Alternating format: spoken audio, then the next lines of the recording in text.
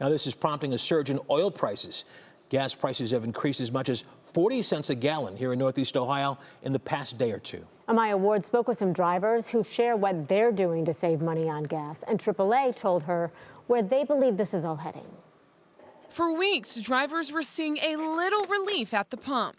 Now, that trend has started to reverse. AAA says oil accounts for 50 to 60% of what drivers pay at the pump, and recent uncertainties surrounding events overseas has caused oil prices to move higher. If you look at the average price for gasoline statewide in Ohio today, $3.70. It's more than it was this time last week, but it's about where we were a month ago. AAA says while oil prices have increased, they're still trading in the $70 to $75 a barrel range, well below the more than $100 a barrel seen earlier this year. Meanwhile, drivers say they're already feeling the difference. It used to take at least $40 to fill my tank up.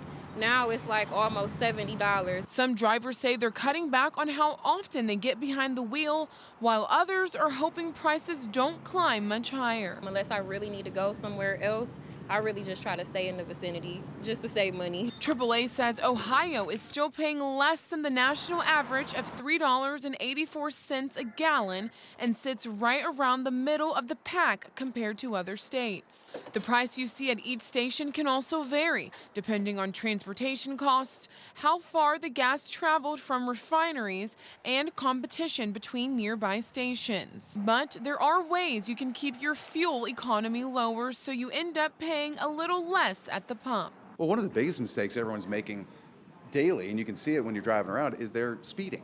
Every 5 miles over 50 miles an hour you're driving, essentially, you start to see your fuel economy drop. Using cruise control is a great way to keep the vehicle maintaining a very steady speed, and never ignore things like the check engine light. Amaya Ward, 3 News.